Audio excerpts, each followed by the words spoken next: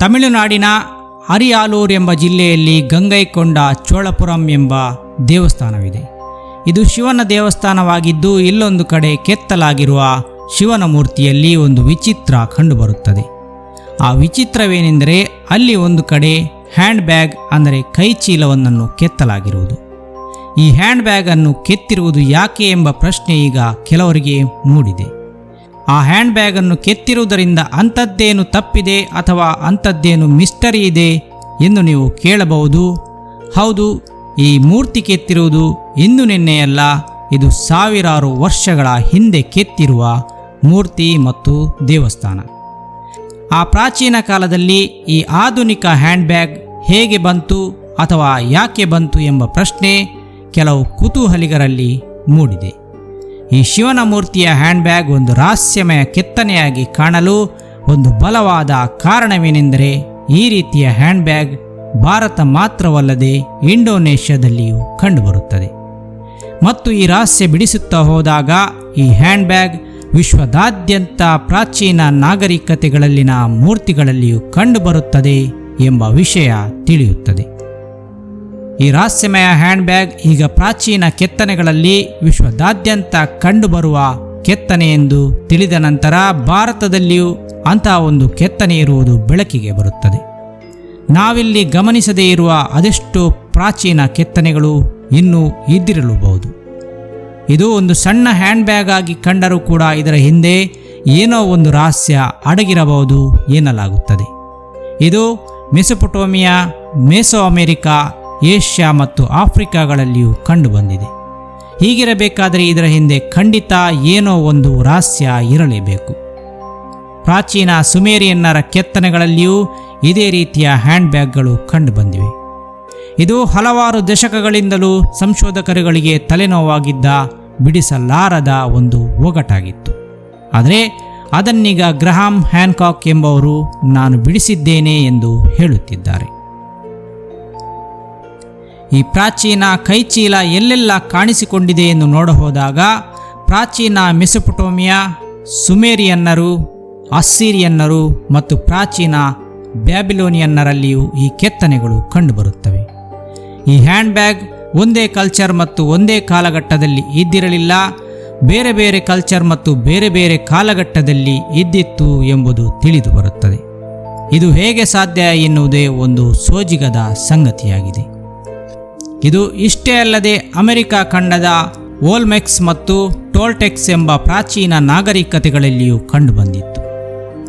Asia ಖಂಡದಲ್ಲಿ ಇದು ಇಂಡೋನೇಷ್ಯಾದ ಕೆತ್ತನೆಗಳಲ್ಲಿ ಮತ್ತು ನಾವೀಗಾಗಲೇ ಹೇಳಿದ ಭಾರತದ ಕೆತ್ತನೆಗಳಲ್ಲಿಯೂ ಕಂಡುಬರುತ್ತದೆ. ಇದು ಇಲ್ಲಿಗೆ ನಿಲ್ಲುವುದಿಲ್ಲ. ಯುರೋಪ್ ಖಂಡವನ್ನು ತೆಗೆದುಕೊಂಡರೆ ಅಲ್ಲಿಯೂ ಇದು ಎಟ್ರೋಸ್ಕ್ಯಾನ್ಸ್ ಮತ್ತು ಹಿಟೈಡ್ಸ್ ಎಂಬ ಪ್ರಾಚೀನ ಪಂಗಡಗಳಲ್ಲಿಯೂ ಕಂಡುಬರುತ್ತದೆ. ಉತ್ತರ ಅಮೆರಿಕಾ ಖಂಡದ ಬುಡಕಟ್ಟು ಜನಾಂಗದವರು ಕೆತ್ತಿದ್ದ ಪೆಟ್ರೋಗ್ಲಿಪ್ಸ್ ಅಂದರೆ ಬಂಡೆ ಕೆತ್ತನೆಗಳಲ್ಲಿಯೂ ಈ ಹ್ಯಾಂಡ್ ಬ್ಯಾಗ್ ಕಂಡುಬಂದಿದೆ. ಈ ಕೈಚೀಲ ಎಲ್ಲ ಕಡೆಯೂ ದೇವರ ಮೂರ್ತಿಗಳಲ್ಲಿ ಇಲ್ಲವೇ ಪೌರಾಣಿಕ ಪಾತ್ರಗಳ ಕೈಯಲ್ಲಿ ವಿಶ್ವದಾದ್ಯಂತ ಕಂಡುಬರುತ್ತದೆ. ಈ ಕೈಚೀಲ ಬೇರೆ ಬೇರೆ ಸಂಸ್ಕೃತಿಗಳಲ್ಲಿ ಬೇರೆ ಬೇರೆ ಕಾಲಘಟ್ಟದಲ್ಲಿಯೂ ಕಂಡುಬರಬೇಕಾದರೆ ಇದರ ಹಿಂದೆ ಏನೋ ಒಂದು ರಹಸ್ಯವಿರಲೇಬೇಕು. ಆ ರಹಸ್ಯ ಈ ಬ್ರಹ್ಮಾಂಡದ ಕುರಿತು, ದೇವರ ಕುರಿತು ಆಗಿರಬಹುದು. ಈಗ ನಾವು ಸಾಮಾನ್ಯ ಮನುಷ್ಯನ ದೃಷ್ಟಿಕೋನದಿಂದ ನೋಡಿದರೆ ಅದೊಂದು ಕೇವಲ ಹ್ಯಾಂಡ್ ಬ್ಯಾಗ್ ಅಷ್ಟೇ. ಆ ಕಾಲದಲ್ಲಿ ಅವರುಗಳು ಬಳಸುತ್ತಿದ್ದಿರಬಹುದು, ಅದಕ್ಕಾಗಿಯೇ ಅವರದನ್ನು ಚಿತ್ರಿಸಿದ್ದಾರೆ ಎನ್ನಬಹುದು. ಆದರೆ ಅವರದನ್ನು ದೇವರ ಕೈಯಲ್ಲಿಯೇ ಯಾಕೆ ಕೊಟ್ಟಿರಬಹುದು? ಅದರ ಹಿಂದೆ ಏನಾದರೂ ಕಾರಣವಿರಬಹುದೇ? ಅಥವಾ ಅವರು ಹ್ಯಾಂಡ್ ಬ್ಯಾಗನ್ನೇ ಯಾಕೆ ಚಿತ್ರಿಸಿರಬಹುದು? ಕೈಯಲ್ಲಿ ಬೇರೆ ಯಾವುದೇ ವಸ್ತುಗಳು ಇರಬಹುದಿತ್ತಲ್ಲವೇ? ಹ್ಯಾಂಡ್ ಬ್ಯಾಗನ್ನೇ ಅವರು ಯಾಕೆ ಚಿತ್ರಿಸಿದ್ದರು? ಬೇರೆ ಬೇರೆ ವಸ್ತುಗಳನ್ನು ಯಾಕೆ ಕೆತ್ತಿಲ್ಲ ಎಂಬ ಪ್ರಶ್ನೆಗಳು ನಮಗೆ ಮೂಡುತ್ತವೆ. ಪ್ರತಿಯೊಂದು ಸಂಸ್ಕೃತಿಯಲ್ಲಿಯೂ ಹ್ಯಾಂಡ್ ಬ್ಯಾಗ್ ಇದ್ದಿರಲಬಹುದು. ಆದರೆ ಇಲ್ಲಿ ವಿಶ್ವದಾದ್ಯಂತ ಕೆತ್ತಿರುವ ಹ್ಯಾಂಡ್ ಬ್ಯಾಗ್ಗಳು ನೋಡಲು ಒಂದೇ ರೀತಿ ಇದೆ. ಇಲ್ಲಿ ವ್ಯಕ್ತಿಗಳು ಚೀಲ ಹಿಡಿದಿರುವ ಶೈಲಿ, ಅವರ ಬೆರಳಿನ ಹಿಡಿತ ಎಲ್ಲವೂ ಒಂದೇ ರೀತಿ ಇದೆ. ಈ ಹ್ಯಾಂಡ್ ಬ್ಯಾಗ್ ಕೇವಲ ಒಂದು ಬ್ಯಾಗ್ ಆಗಿದ್ದರೆ ವಿಶ್ವದಾದ್ಯಂತ ಬೇರೆ ಬೇರೆ ರೀತಿಯಲ್ಲಿ ಕಾಣಿಸಿಕೊಳ್ಳಬೇಕಿತ್ತು. ಆದರೆ ಇದು ಎಲ್ಲ ಕಡೆಯೂ ಒಂದೇ ರೀತಿಯಲ್ಲಿ ಕಾಣಿಸಿಕೊಂಡಿದೆ. ಈಗ ಈ ಬ್ಯಾಗ್ನ ಹಿಂದೆ ಹಲವಾರು ಥಿಯರಿಗಳು ಹುಟ್ಟಿಕೊಳ್ಳುತ್ತವೆ. ಅದರಲ್ಲಿ ಬ್ರಹ್ಮಾಂಡದ ಬಗೆಗೆ ಹೇಳಲ್ಪಟ್ಟ ಥಿಯರಿಯೂ ಒಂದು. ಈ ಬ್ಯಾಗ್ನಲ್ಲಿ ಸೆಮಿ ಸರ್ಕಲ್ ಅಂದರೆ ಮೇಲ್ಗಡೆ ಇರುವ ಹ್ಯಾಂಡಲ್ ರೀತಿ ಕಾಣುವ ಭಾಗವನ್ನು ಆಕಾಶ ಎನ್ನಲಾಗಿದೆ, ಕೆಳಗಡೆ ಇರುವ ಚೌಕಾಕಾರದ ಭಾಗವನ್ನು ಭೂಮಿ ಎನ್ನಲಾಗಿದೆ. ಪ್ರಪಂಚಕ್ಕೂ ಸ್ವರ್ಗಕ್ಕೂ ಕೊಂಡಿ ಎಂದು ಈ ಬ್ಯಾಗನ್ನು ಕರೆಯಲಾಗಿದೆ. ವಿಸ್ಮಯವೆಂದರೆ ಈ ಬ್ಯಾಗನ್ನು ಚಿತ್ರಿಸಿರುವ ನಾಗರಿಕತೆಗಳೆಲ್ಲವೂ ಬ್ರಹ್ಮಾಂಡದ ಬಗ್ಗೆ ಅರಿವನ್ನು ಹೊಂದಿದ್ದರು. ಹಾಗೆ ಈ ರಹಸ್ಯಮಯ ಬ್ಯಾಗ್ನ ಹಿಂದೆ ಟೈಮ್ ಟ್ರಾವೆಲ್ ಥಿಯರಿಯನ್ನು ಹೇಳಲಾಗುತ್ತಿದೆ. ಈ ಬ್ಯಾಗ್ ಹಿಂದಿನ ಕಾಲದ ಜನರ ಸೃಷ್ಟಿಯಲ್ಲಿ ಭವಿಷ್ಯದ ಜನರೇ ಟೈಮ್ ಟ್ರಾವೆಲ್ ಮಾಡಿ ಅಲ್ಲಲ್ಲಿ ತಮ್ಮ ಕೈಚೀಲದ ಸಿಂಬಲ್ಗಳನ್ನು ಇಟ್ಟು ಹೋಗಿದ್ದಾರೆ ಎನ್ನಲಾಗಿದೆ. ಈ ಎಲ್ಲ ಥಿಯರಿಗಳ ಮಧ್ಯೆ ಗ್ರಹಾಂ ಹ್ಯಾನ್ಕಾಕ್ ಅವರು ಹೊಸ ಥಿಯರಿಯೊಂದನ್ನು ಹೇಳುತ್ತಾರೆ. ಇವರು ಒಬ್ಬ ಪ್ರಸಿದ್ಧ ಲೇಖಕ ಮತ್ತು ರಿಸರ್ಚರ್. ಇವರು ಹೇಳುವ ಪ್ರಕಾರ ಈ ಹ್ಯಾಂಡ್ ಬ್ಯಾಗ್ಗಳು ನಮಗೆ ಇದುವರೆಗೂ ತಿಳಿಯಲಾಗದ ಅತ್ಯಂತ ಹಳೆಯ ಒಂದು ನಾಗರಿಕತೆಯ ಕುರುಹನ್ನು ನೀಡುತ್ತಿದೆ ಎನ್ನುತ್ತಾರೆ. ಭೂಮಿಯ ಮೇಲೆ ಬಹಳಷ್ಟು ಹಿಂದೆ ಇದ್ದ ನಾಗರಿಕತೆಯೊಂದು ತನ್ನ ಕುರುಹನ್ನು ಬಿಟ್ಟು ಹೋಗಿದೆ ಎಂದವರು ಹೇಳುತ್ತಾರೆ. ಬೇರೆಡೆಯಿಂದ ಬಂದ ಜನಾಂಗವೊಂದು ನಮಗೆ ಜ್ಞಾನವನ್ನು ಚೀಲದಲ್ಲಿ ತುಂಬಿಸಿ ತಂದಿತ್ತು ಎಂಬಂತೆ ಇದನ್ನು ಬಿಂಬಿಸಲಾಗಿದೆ. ಮೆಸೊಪೊಟೇಮಿಯಾದಲ್ಲಿ ಹ್ಯಾನ್ಕಾಕ್ ಅವರು ಗಮನಿಸಿದಂತೆ ಅಲ್ಲಿನ ಪ್ರಾಚೀನ ಸುಮೇರಿಯನ್ನರ ಪುರಾಣಗಳಲ್ಲಿ ಓವಾನ್ನಸ್ ಎಂಬ ಒಂದು ಪಾತ್ರ ಬರುತ್ತದೆ. ಈತ ಸಮುದ್ರದಿಂದ ಬಂದವನೆಂದು ಹೇಳಲಾಗಿದೆ. ಈ ಓವನ್ನಸ್ನಿಗೆ ಬರವಣಿಗೆ, ಕೃಷಿ ಮತ್ತು ಕಾನೂನುಗಳು ತಿಳಿದಿತ್ತು ಎಂಬಂತೆ ಚಿತ್ರಿಸಲಾಗಿದೆ. ಅಂದರೆ ಆತನೊಬ್ಬ ಎಲ್ಲವನ್ನೂ ತಿಳಿದಿರುವ ಒಬ್ಬ ಅಗಾಧ ಜ್ಞಾನದ ವ್ಯಕ್ತಿತ್ವವಾಗಿದ್ದ. ಇವನ ಚಿತ್ರವನ್ನು ಕೆತ್ತನೆ ಮಾಡಿದಲ್ಲಿ ನೋಡಿದಾಗ ಆತನ ಕೈಯಲ್ಲಿಯೂ ಹ್ಯಾಂಡ್ ಬ್ಯಾಗನ್ನು ಕೆತ್ತಿರುವುದು ಗಮನಕ್ಕೆ ಬರುತ್ತದೆ. ಹ್ಯಾನ್ಕಾಕ್ ಅವರ ಪ್ರಕಾರ ನಮಗೆ ತಿಳಿಯದ ಬಹಳಷ್ಟು ಹಳೆಯ ಒಂದು ನಾಗರಿಕತೆ ಭೂಮಿಯ ಮೇಲೆ ಅಸ್ತಿತ್ವದಲ್ಲಿ ಇತ್ತು. ಅದು ತುಂಬ ಅಡ್ವಾನ್ಸ್ ಆಗಿ ಮುಂದುವರೆದಿತ್ತು. ಅವರ ಅಸ್ತಿತ್ವ ಇತಿಹಾಸದಲ್ಲಿ ಮಣ್ಣಾಗಿ ಹೋಗಿದೆ. ಮೆಸೊಪೊಟೇಮಿಯಾದ ಪುರಾಣಗಳಲ್ಲಿ 7 ಸೇಜಸ್ ಅಂದರೆ 7 ಋಷಿಗಳು ಭೂಮಿಗೆ ಜ್ಞಾನವನ್ನು ತಂದಿದ್ದರು ಎಂದು ಹೇಳಲಾಗಿದೆ.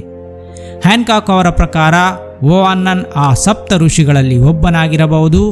ಈ 7 ಋಷಿಗಳೇ ಭೂಮಿಯಾದ್ಯಂತ ತಿರುಗಾಡಿ ಜ್ಞಾನವನ್ನು ಹಂಚಿದ್ದರು ಎಂದವರು ಹೇಳುತ್ತಾರೆ. ಹಾಗೆಯೇ ಪ್ರಪಂಚದ ಎಲ್ಲ ಧರ್ಮಗಳಲ್ಲಿ, ಪ್ರಾಚೀನ ಗ್ರಂಥಗಳಲ್ಲಿ ಭೂಮಿಯ ಅಂತ್ಯದ ಬಗ್ಗೆ ಹೇಳಲಾಗಿದೆ. ಹಿಂದೂ ಧರ್ಮದಲ್ಲಿಯೂ ಕಲ್ಕಿ ಅವತಾರದ ನಂತರ ಎಲ್ಲವೂ ನಾಶವಾಗಲಿದೆ ಎಂದು ಹೇಳಲಾಗಿದೆ. ನಂತರ ಮತ್ತೆ ಭೂಮಿಯಲ್ಲಿ ಇನ್ನೊಂದು ಯುಗ ಪ್ರಾರಂಭವಾಗಲಿದೆ ಎನ್ನಲಾಗುತ್ತದೆ. 12,000 ವರ್ಷಗಳ ಹಿಂದೆ ಭೂಮಿಯಲ್ಲಿ ಐಸ್ ಏಜ್ ಒಂದು ಕಾಣಿಸಿಕೊಂಡಿತ್ತು ಎನ್ನುವುದರ ಬಗ್ಗೆ ನೀವು ಕೇಳಿದ್ದೀರಿ. ಈ ಐಸ್ ಏಜ್ನ ಕೊನೆಯಲ್ಲಿ ಮಹಾಪ್ರಳಯವೊಂದು ಸಂಭವಿಸಿ ಭೂಮಿಯಲ್ಲಿನ ಮನುಷ್ಯರೆಲ್ಲ ನಿರ್ನಾಮ ಹೊಂದಿದ್ದರು. ಆ ವಿನಾಶದಲ್ಲಿ ಬದುಕುಳಿದ ಕೆಲವರಲ್ಲಿ 7 ಸೇಜಸ್ಗಳು ಇದ್ದರು. ಇವರುಗಳು ವಿಶ್ವದಾದ್ಯಂತ ಸಂಚರಿಸಿ ಇಲ್ಲಿ ಉಳಿದಿದ್ದ ಜನರಿಗೆ ನಿಧಾನವಾಗಿ ತಮ್ಮ ಜ್ಞಾನವನ್ನು ಹಂಚಿದರು ಎನ್ನಲಾಗುತ್ತದೆ. ಜ್ಞಾನ ಮತ್ತು ತಂತ್ರಜ್ಞಾನದಲ್ಲಿ ಮುಂದಿದ್ದ ಇವರುಗಳೇ ಭೂಮಿಯ ಮುಂದಿನ ಜನಾಂಗ ಬೆಳೆಯಲು ಕಾರಣವಾದರು. ಅವರುಗಳ ಸಿಂಬಲ್ಗಳೇ ಈ ಹ್ಯಾಂಡ್ ಬ್ಯಾಗ್ಗಳು ಎಂದು ಹ್ಯಾನ್ಕಾಕ್ ಅವರು ಹೇಳುತ್ತಾರೆ. ಇವರು ಹ್ಯಾಂಡ್ ಬ್ಯಾಗನ್ನು ಮ್ಯಾನ್ ಬ್ಯಾಗ್ ಎಂದು ಕರೆದಿದ್ದಾರೆ. ಆ ಜ್ಞಾನವನ್ನು ಹಂಚಿದ ಪಂಡಿತರು ತಮ್ಮ ಕೈಯಲ್ಲಿ ಹ್ಯಾಂಡ್ ಬ್ಯಾಗನ್ನು ಹೊತ್ತು ತಿರುಗುತ್ತಿದ್ದಿರಬಹುದು, ಅಥವಾ ಅವರ ಒಂದು ಚಿಹ್ನೆಯೇ ಅದಾಗಿರಬಹುದು. ಸ್ನೇಹಿತರೆ, ನಾವು ಪ್ರಾರಂಭದಲ್ಲಿ ಹೇಳಿದ ಶಿವನ ಮೂರ್ತಿ ಇಂದಿಗೆ 1000 ವರ್ಷಗಳ ಹಿಂದೆ ಕೆತ್ತಲ್ಪಟ್ಟಿದೆ. ಅಂದರೆ ಕ್ರಿಸ್ತಶಕ 1025ನೇ ಇಸವಿಯಲ್ಲಿ ಅದನ್ನು ಕೆತ್ತಲಾಗಿದ್ದು, ನಾವೀಗ 2025ನೇ ಇಸವಿಯಲ್ಲಿದ್ದೇವೆ. ಸರಿಯಾಗಿ 1000 ವರ್ಷಗಳು ಕಳೆದಿವೆ. ಹಾಗಿದ್ದರೆ 1000 ವರ್ಷಗಳ ಹಿಂದೆ ಅಥವಾ 1000 ವರ್ಷಗಳ ಹಿಂದೆ ಭೂಮಿಯಲ್ಲಿ ಬದುಕಿದ ಜನರನ್ನು ಉದ್ಧಾರ ಮಾಡಲೆಂದೇ ಕೆಲವು ಪಂಡಿತರು ಭೂಮಿಯಲ್ಲಿ ಸಂಚರಿಸಿ ಹೋಗಿದ್ದಿರಬಹುದೇ? ಅವರೆಲ್ಲ ತಮ್ಮ ಜ್ಞಾನವನ್ನು ಹಂಚಿದ್ದರಿಂದಲೇ ನಾವಿಂದು ಈ ಹಂತಕ್ಕೆ ಬಂದಿದ್ದಿರಬಹುದೇ? ನೀವೇನಂತೀರಾ ಈ ಥಿಯರಿಗೆ? ನಿಮ್ಮ ಅಭಿಪ್ರಾಯ ಕಮೆಂಟ್ ಮಾಡಿ.